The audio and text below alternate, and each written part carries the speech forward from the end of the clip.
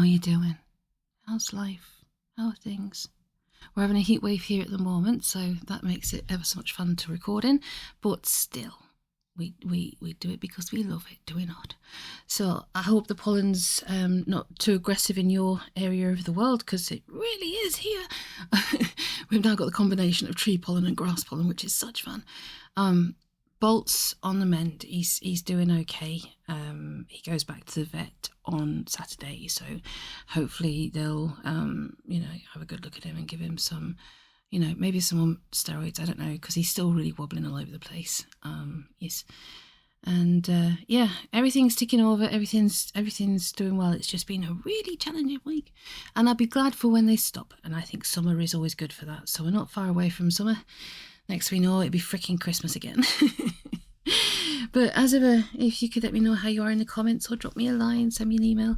I think I'm up to date with everybody. If I haven't responded to you, please drop me another line, because it might have gone to spam.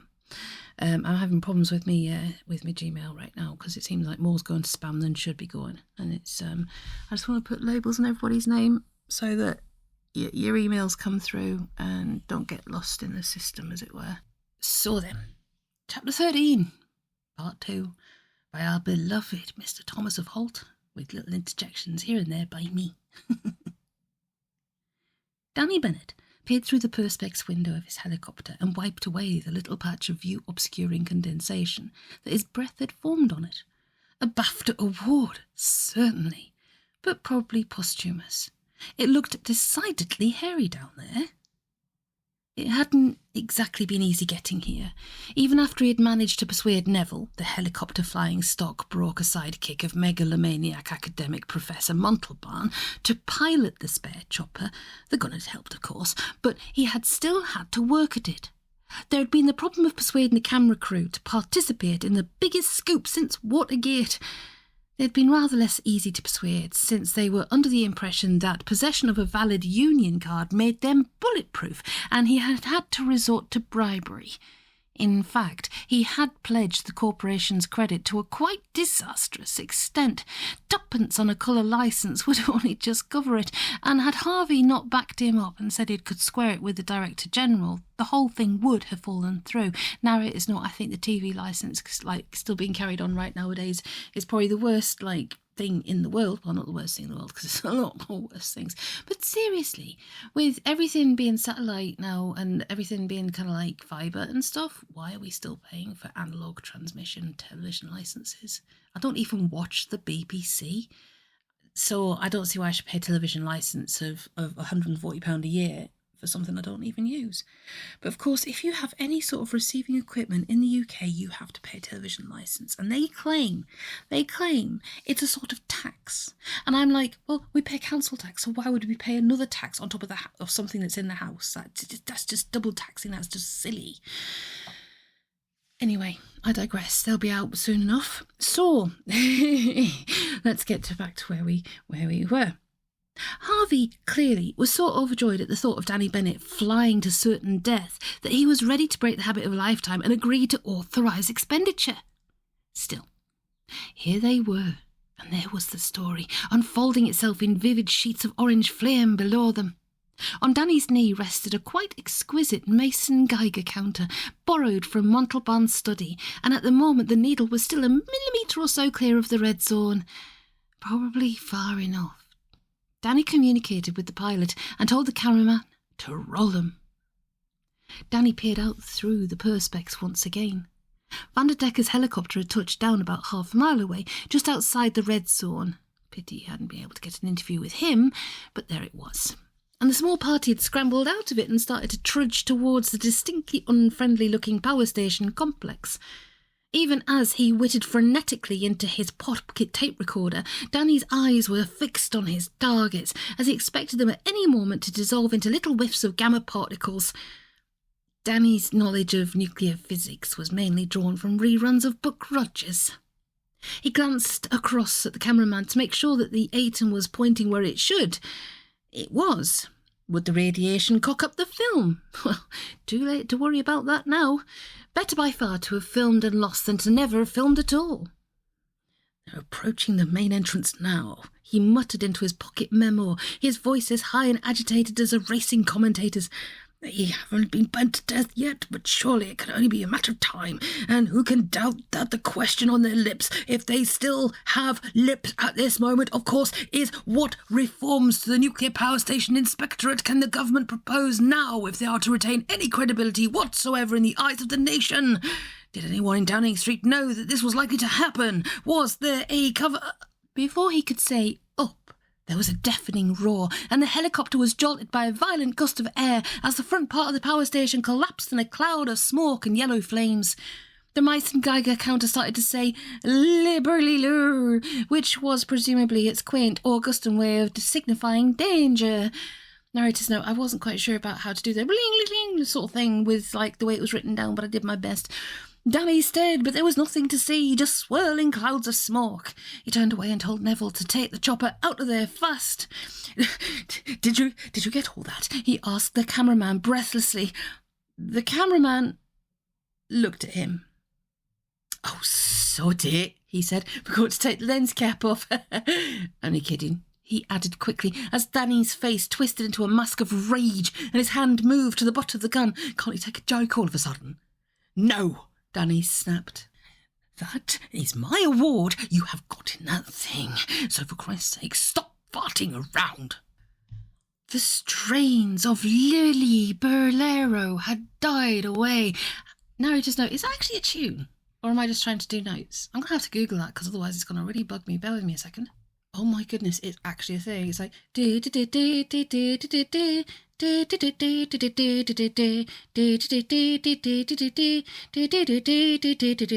think something like that or not. I'm embarrassed now. Anyway.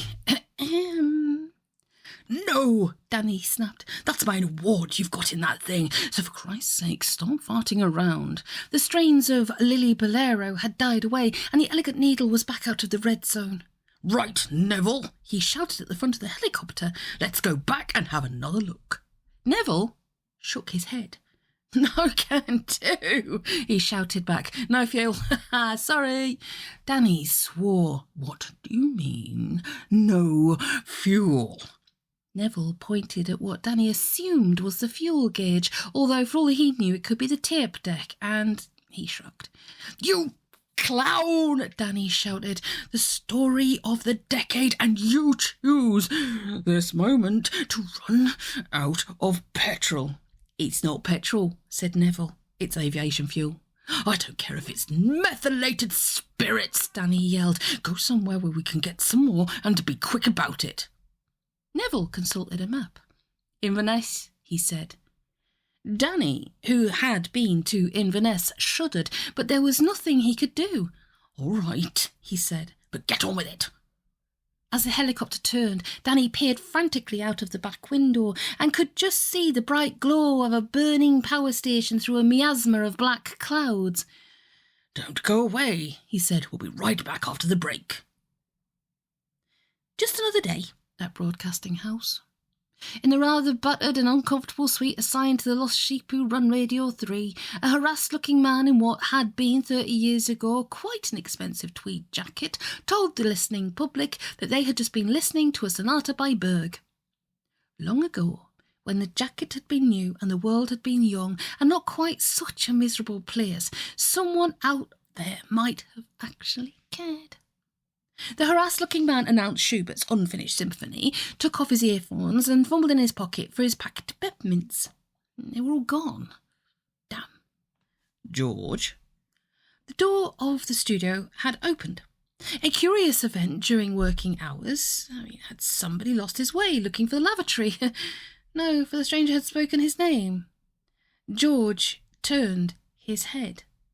Newsflash, George. We interrupt this programme and all that. Fancy, George said. Last time I did one of these was poor dear President Kennedy. What's up this time? Nuclear power station in Scotland's blown up, he was informed. George raised an eyebrow. Well now, he said, how dreadful. Indeed. I mean, George said, "We'll have to reorganise the whole afternoon schedule. After all," he explained, "I'm sure there'll be lots and lots of these little bulletins as the long day wears on, and that'll make it impossible to play the Bartok. Can't play the Bartok with holes in it. It's just not right." "Well, absolutely. I'm glad you agree," George replied. "Have they come up with a revised schedule?" "No, George, they haven't," he was told. "I imagine they've been too busy playing at being journalists to give any thought to anything so important." No, George said, frowning. "There's no call for sarcasm. You'd better leave it all to me. I'll just have to cobble something together." "That's fine, then," said George's interlocutor. "I'll leave it all up to you. Let no one say you didn't stay calm and do your bit in the crisis." "Thank you." "Like the orchestra on the Titanic." "Thank you. Don't mention it." The door closed and George thought for a moment. In the background the music played, but the only effect it had on George was to inspire the reflection that the unfinished symphony would be used to it by now, and he could safely take it off in a moment to read the news flash. What could he think of for an impromptu programme with interruptions? From a purely aesthetic point of view, it would be appropriate at this stage to describe the interior of the power station, in which Vanderdecker, Montalban, the crew of the Verdonde, and a cat of indeterminate breed are just now wandering about. However, there is such a thing as the Official Secrets Act, and authors don't like prison food. Take Oscar Wilde, for example. "What?" Vanderdecker asked as he opened a curtained door leading to a certain room in a building. "Did you have to bring that cat for?"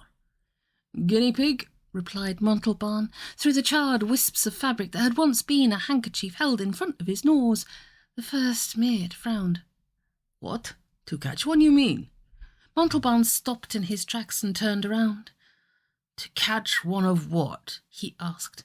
"A guinea pig," replied the first mate. "Is that why you brought the cat?" Montalban smiled. No, you don't quite seem to follow," he said. "The cat is a guinea pig." "No, it's not," the first mate replied. "It's a cat." "That's right," Vanderdecker said hastily. "It's a cat. Isn't it, Montalban? Are you still wearing your reading glasses?" "The cat," said Montalban slowly, "is here to perform the function of a guinea pig." The first mate's frown remained as constant as the northern star. "Do you mean running around inside a little wheel or something?" "Yes," replied the professor. He was a quick learner. "If necessary." "I see," said the first mate, and added, "Why?" "Because," explained the professor, and reached into his pocket for another handkerchief. Unfortunately, there was not one, nor was there a pocket. There wasn't, in fact, a fibre of cloth among the whole party, just hot but invulnerable flesh. "Stuffy in here, isn't it?" said Wilhelmus. "Can't we open a window?" "Not really," Vanderdecker said. "A bit counterproductive, that would be. Look, isn't it about time we started doing something instead of just wandering about like this?" "If you'll just bear with me just a little bit longer," the professor said, "I hope to be in a position to make a final assessment of the extent of the problem facing us." A large and jagged slab of masonry dislodged itself from the roof and fell heavily onto the precise spot Sebastian would have been standing on if Vanderdecker hadn't rather unceremoniously moved him. Sebastian scowled and muttered something under his breath. "Right then," said the Flying Dutchman positively. Deep inside he could feel himself starting to get angry. The last time he had been angry was many years ago, when, thanks to a series of accidents and coincidences, he had wandered into the middle of the Battle of Trafalgar, just as the French were on the point of victory, and a cannonball of the French ship of the line had smashed a hole in the Verdon's last barrel of Indian pale ale. Narrator's note, rude. The Flying Dutchman had felt guilty about what happened ever since, and the sight of Nelson's column always made him feel slightly ill. "Where are you going?" Montalban asked. "Never you mind," Vanderdecker replied. "Just lend me that cat for a moment, will you? And then you can go away and have a nice cup of tea or something. Cornelius, Sebastian, you follow me. The rest of you stay here." Montalban handed over the cat, which was growling slightly, and watched helplessly as the Flying Dutchman stalked off through a door whose existence is not explicitly acknowledged. The door closed and a moment later flew open again as the room beyond it blew up. "Now, now, Sebastian," roared a voice from the heart of the flames. "Oh dear," Montalban said. "I really don't think he should have gone in there." The other members of the crew tried to peer through the cloud of smoke, flame and debris, but it was impervious to sight. They could, however, hear loud banging noises. "Antonius, Johannes, Wilhelmus, Pieter, Dirk, Jan, Christian, over here, quick as you like," came a thunderous command. "Cornelius, grab the cat." Montalban was left standing alone in the middle of a burning room. He didn't like it much. It was unnerving, what with the falling masonry and everything, and he hadn't had a rock cake for 5 hours. "Wait for me," he said. Jane had always hated CFAX narrator's note, so did I. It wasn't the way the blasted thing played That's Entertainment on the electronic organ at you while listing the latest casualties in the Mexican earthquake. It wasn't even the mule-like persistence with which it kept giving you a recipe for chicken a la king when you wanted the weather forecast. Page 401, if I remember rightly. 101 for the news. I can't remember any other ones, but yeah, those were the two I knew. Yeah, 6 o'clock in the morning just before school. Looking at CFAX, seeing if there's anything interesting going on in the world. It's all changed a bit nowadays. Yuckers. It was the little numbers at the top of the screen that really made Jane want to scream. See, there you go, it's those flipping numbers. She was alone in the house, and there were no neighbours close enough to be disturbed. So she screamed. Then she pulled herself together again and pressed some buttons on the remote control. Back to the index, yes. Fine, stay with it. News update, 351. Key in 351. Today's recipe is Tornadoes Rossini. Try the other channel, said a little voice inside Jane's head. It'll be just as bad, but the recipe may be different. She tried the other channel and found the index number for news update, 101. She pressed the necessary buttons and she got the Australian football results. Aussie Rules is absolutely freaking brilliant. I just thought I'd say that. You see, I don't know if you remember Transcontinental Sport, but it used to have Aussie Rules football on and sumo. And those two sports are absolutely incredible. I remember, was it Hawthorn was one of the Aussie Rules teams? I remember them. Yeah, Aussie Rules is one of the best sports out there as far as I'm concerned. Cross between kind of like basketball, rugby, all in wrestling, UFC. Well, actually, no, UFC. Leave that to one side because that's just naff, in my opinion. In my personal opinion, everybody's different. Yeah, no, it's elegant and brutal at the same time. And those shorts are very short. I digress. A person could make a fortune, she decided, reinventing the carrier pigeon or smoke signals. Craftily, she went back to the main index and keyed in the code for the recipe. There was a flicker of coloured light. The television sang, I did it my way, and she got the Australian football results. Melbourne, it seemed, was having a good run this season. Come on, you Reds. Perhaps, Jane reflected, it won't be on the news at all. What if Harvey and his colleagues have organised a total news blackout? Was that why he had driven away in such a hurry just after the helicopters had taken off? Jane was a child of the media age, and there lurked in the back of her mind the instinctive belief that if a thing wasn't on the news, it couldn't really have happened after all.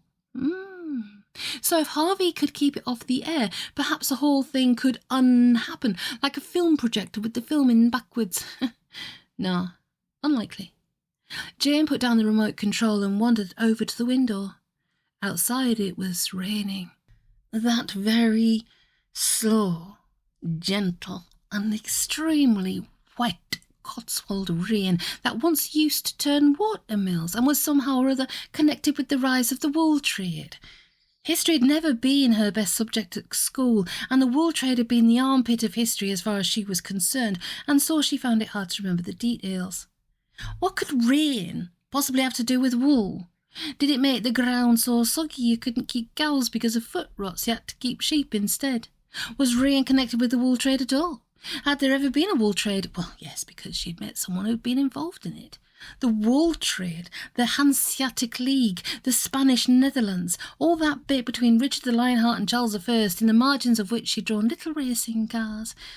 Strange to think that one man could have seen all of that. There was that song she remembered, though. We joined the neighbour to see the world, and what did we see? We saw the sea, and the Atlantic isn't romantic, and the Pacific isn't terrific, and the Black Sea isn't what it's cracked up to be. The poor man. Must have been awful for him. One thing in history that had registered with her was Robert the Bruce and the spider, because she was terrified of spiders. Back to the C-facts then, and let's have one more go.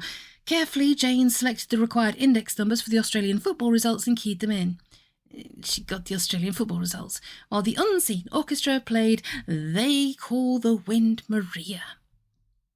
Like St. Paul on the road to Damascus, Jane suddenly understood. Nobody else did, but she understood. Standing there in her stocking feet in a sitting room outside of Cirencester, Jane Dolan had single-handedly solved one of the most inscrutable mysteries of the 20th century. She knew why they played background music to C-facts and the principle by which it was selected. All she needed to find now was the professor's decoder, but that wasn't going to be easy. Given Montalban's love of camouflage, it could be anything. The Georgian tea service, the Dresden shepherdess, the Omulu clock, the little black box labelled decoder. With trembling hands, she plugged it in and switched it on. As the television set launched into Thank Heaven for Little Girls, there was a buzzing noise from the box, a whistling, a hissing, and then a mechanical Dalek voice started to speak. "Melbourne," said the voice. 16. Perth, 0. "Damn," said Jane. In a sudden access of fury, she snatched up the remote control and dashed it to the floor. There was a snowstorm of coloured lights on the screen, and the news headlines appeared. Jane peered at them. Latest on Dounreay crisis. Evacuation proceeding in orderly fashion. No cause for alarm as yet. Questions in the house. So that was how Harvey was handling it. How terribly unimaginative of him. Then she caught the subdued muttering of the Dalek in the black box. It was urging the world to buy. Buy equities, it was saying. Buy gilts. Narrators, no, I'm telling you. I know I've kept saying it for the last 3 recordings, but seriously. Buy municipal bonds, buy short-dated government stocks, buy breweries, industrials, communications, chemicals, entertainments, even unit trusts. Buy. Jane's jaw dropped, and then she picked up the remote control, made a wish and threw it at the wall. She got the city news, so that's how it's done. Share prices, she discovered, were going through the roof. FD All Share Index reaches all-time peak. Dow Jones explodes in buying frenzy. Hang Seng hands loose. What, Jane asked, is going on? The decoder wasn't much help this time. It just kept on repeating its command to buy. Buy Tsarist government securities. Buy South Sea Company 5% unsecured loan stock. A fat lot helped. The decoder was being... Jane just shrugged and went to look for a wireless. She eventually found a portable in the kitchen and turned it to Radio 3. "We apologise for the continued interruption to the scheduled programme," it was saying, "owing to the Dounreay crisis. Meanwhile, we will continue with our impromptu Gilbert and Sullivan medley, and now let's hear 3 Little Maids from School from the D'Oyly Carte Company's 1956 recording of The Mikado." The decoder raised its voice to a hysterical scream, conjured the world in the bowels of Christ to buy DeLorean 25p ordinary shares, and blew up. Jane shook her head several times, switched off the radio and the television, and went to the kitchen for a cup of tea. Now, it is not as probably what I would do at that particular point as well. The cat was having a thoroughly rotten time. It was hot, there was no mice, and slabs of pre-stressed concrete kept falling on its head. On the other hand, it had managed to get away from those lunatics with the silly names. In that ineffably feline way cats have, it arched its back, stretched, flexed its claws, and started to stroll quietly. A cat walking by itself. 4 centuries of existence had taught it a sort of unthinking optimism. Although the odds against it seemed long, there might be mice somewhere, or birds, or even a decomposing chicken carcass. In this room here, for instance. In the room there was a table, and on the table was a square white thing which the cat failed to recognise as a computer console. Made of the very latest space-age materials, it had not yet melted. It had been designed to withstand extremes of temperature which would long since have carbonised diamonds. This was necessary because this was no ordinary playing video games computer, but the main instrument panel for the whole complex. Anything that was still capable of working inside this inferno was operated from here. But the cat wasn't to know that. To the cat it looked like a nice place to curl up and sleep. With a delicate little hop, the cat jumped onto the table and made its way to the centre of the console, its velvet-padded paws resting ever so slightly on the many labelled keys. The cat turned round 3 times, lay down, and went to sleep. "Sebastian!" Vanderdecker yelled. "Over there, to your left." Sebastian looked around and saw the little patch of flame which was evidently distressing his commander. He stamped on it until it went out. They'd been at it for hours, and they weren't making much headway. It was a big building, and most of it was on fire, and it takes time to beat out flames with nothing but your bare hands and feet. Meanwhile, the needle on the professor's Geiger counter, this one was enclosed in a Fabergé egg, fancy, was slowly creeping higher. Not galloping, just creeping. Not galloping yet. "Look, Montalban!" Vanderdecker gasped. "Are we getting anywhere or not? This is not a time for conventional politeness." "I'm afraid not," the professor said. "The fire is too widespread. There just isn't time to put it out this way." Vanderdecker nodded. "So?" "Well," Montalban replied, "there doesn't seem to be very much point in our staying here, does there?" Vanderdecker shook his head vigorously. "The hell with you," he said. "There has to be something we can do." He jumped on a patch of fire, more to relieve his feelings than for any other motive. Unfortunately, the professor was suddenly quiet. The Fabergé egg started to tinkle out the blue Danube. "Oh dear," he muttered sadly. "Now what?" "Situation critical," Montalban replied. "Such pity." All right, Vanderdecker shouted. "Why don't you do something for a change instead of going to old pieces like this?" And he looked around for somebody to shout at, and just then the first mate came up. "Skip," he said, "I've lost the cat." "The what?" "The cat, the Kneepik, whatever." "Really?" Vanderdecker growled. "What a bloody cataclysm. All right, let's go and look for the perishing cat. I'm getting bored just standing here."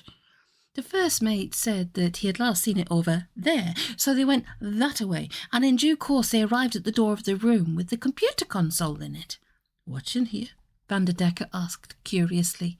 "It doesn't seem as badly damaged as the rest at all." "It's the computer room," Montalban replied. "Everything in here is the state-of-the-art in heat-resistance technology." "Shh! Who?" "Bless you," Vanderdecker said instinctively, but the professor wasn't sneezing. He was getting the cat off the console. "That explains it," he said. "That dratted animal has pressed all the wrong buttons." Montalban typed frantically for a moment, but the needle on the Fabergé egg continued to rise and the blue Danube was getting faster and faster. "It's switched off most of the fail-safe mechanisms," Montalban explained crossly. "You naughty boy," he said. The cat just looked at him. "So that's it, is it?" Vanderdecker asked. "There really is nothing we can do?" "We could leave," the professor suggested, "before the entire complex blows up, with a force approximately 900 times that of the Hiroshima and Nagasaki bombs put together. I think in the circumstances that leaving would be extremely prudent." "Fine," Vanderdecker said. "You just shove off then. I think I'll stay here for a bit." He kicked the table. "Well, goodbye then," Montalban said. "It was so nice to have seen you again. Do drop in if ever you happen to be passing." The Fabergé egg had stopped playing the Blue Danube and struck up the minute waltz, or the minute waltz, or the minute waltz. Montalban dropped it, screamed, and fled. "Here, Captain," said Sebastian. Vanderdecker turned around and looked at him. He was standing by a small door like a safe deposit box with a lurid back and red skull and crossbones stencilled on it. "Pirates?" he suggested. "Very possibly, Sebastian," said the Flying Dutchman. "Very possibly." "Good," Sebastian said. "I always loved pirates." Then he opened the door and walked in. There was a searing flash of blue light and the world was blotted out. Half an hour later, Sebastian got up. He looked around, pinched himself, and swore. "All right, then," he said to the sky, which was visible through a large hole in the ceiling. "I give up. Forget it. You win." He realised he was still holding the handle of the door. The rest of the door was nowhere to be seen. Then he noticed something else. He sniffed. "Hello," said the voice from under the falling lump of ceiling. "Is anybody there?" "Is that you, Captain?" "Yes." "Sebastian?" "Captain." Sebastian said, and his voice was rather shaky. I don't think I smell any more. Do you think I smell, Skip? I don't know, Sebastian. I'm not sure. Perhaps if you get this slab of concrete off me, I might be able to give you a considered opinion. Sebastian thought for a moment and then went to get the others. Now, this did take time, as some of them were similarly covered in architecture, but eventually they were all assembled and together they heaved Vanderdecker out from underneath the slab. Thanks, he said, brushing dust off himself. You're right, Sebastian. You don't. Has anyone seen my egg? Which egg? The shiny egg that plays tunes, Antonius. Oh, said the first mate. That egg? Here you are. Thank you. Vanderdecker looked at it for a moment. Well, he said, fancy that. Maybe it's just broken. He shook it vigorously. The needle stayed resolutely on normal. In fact, Vanderdecker said, none of us do. Do what, Skip? Smell, Antonius. The smell would seem to have disappeared. Isn't that jolly? There was a ripple of whispering, and the crew of the Verdonde sniffed at each other. And then they started to cheer. All except Antonius, the first mate. He would have cheered, but something was puzzling him. As always, when he was puzzled, he consulted his captain. Skipper, he said, why don't we smell any more? That, Vanderdecker replied, is a $1,000 question. Why, indeed, I can only imagine. Yes, Antonius said, his eyes alight with anticipation. Vanderdecker didn't reply. He was frowning too. Well, anyway, he said, I owe you a pint.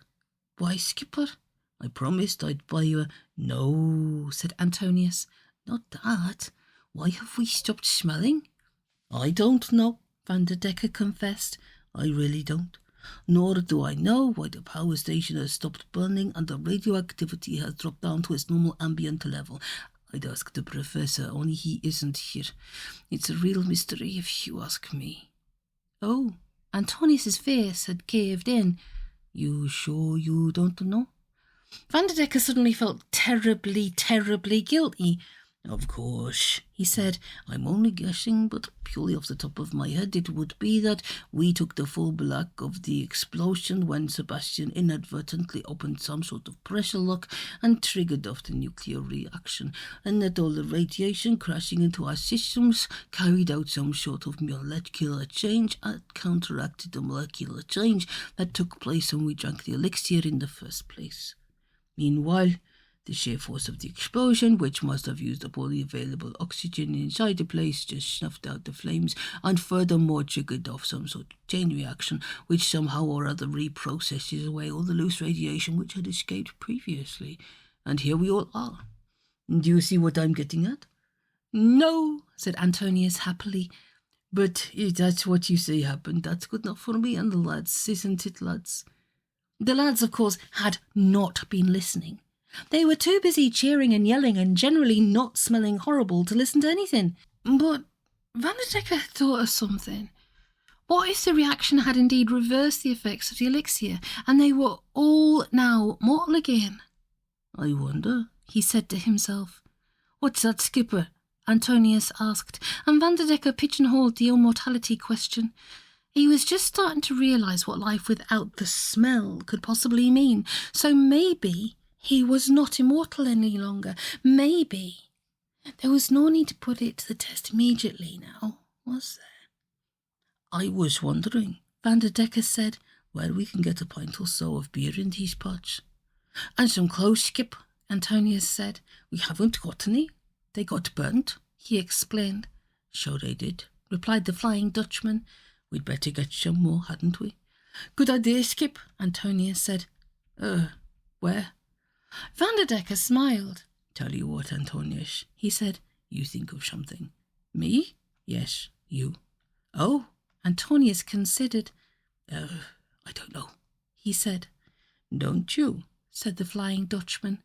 Sorry, I thought you were just going to volunteer to walk over to the nearest evacuated village, break a few windows, and come back with some clothes for us. Wasn't that what you were just going to suggest? No, Antonius replied truthfully. Well, Vanderdecker said, what do you think of it as a suggestion? You can be honest with me if you think it's no good. I'll give it a shot, skipper, Antonia said. Which way to the village? I can just imagine like this whole crew of pirates coming out like kind of wisping like with smoke and chard and all that sort of thing, bibbling out the freaking remains of a power station. Oh my goodness gracious, please excuse me, a little bit tired. So, as ever, if you could leave a comment, hit the like button if you enjoyed this, hit the notifications bell, share, subscribe if you want to. Next chapter's a bit shorter, so I'm going to aim to do it in the next few days. I'm not going to make any promises because this week's been absolutely crazy. Yes, let me know how you're getting on. Give me good news. You know, even let me know how you're doing. If you want to drop me an email, you're more than welcome to it. It's no problem. Drop me a line, tell me your stories and all that sort of thing. I've been hearing lovely things from Tasmania, and not so lovely as well, because the thing is, it's like they've had wildfires there, which is, well, bushfires and stuff, which has wiped out a lot of animals, which is very, very sad. And unfortunately, there's no type of donation thing for them, so I'm kind of like, I'm gonna have to do my homework and see if we can find something for our Tasmanian friends to donate to Tasmania in one way or another to help with the cleanup and recovery, because I know it's normal in the Antipodean Isles to have fires and wildfires to regenerate the earth there and the infrastructure and the environment, but still, little bees, you gotta think of the bees. And do you know something, right? Just as a bit of a segue, talking about these things. I like dandelions. I find them very happy, sunny little flowers, because at the end of the day, they're only weeds if they're flowers that you don't like. But I like dandelions, and it's nice when you see the meadows. I mean, I get terrible hay fever, as you know, but it's nice when you see the meadows with all the little wildflowers and the dandelions going, hello, it's springtime, look at me. And then you get this whole thing, great big rah sort of like ride-on lawnmower thing with the two big things at the sides, and they're just going rah over the top of the dandelions, and the dandelions are like, no, and there's no dandelions left.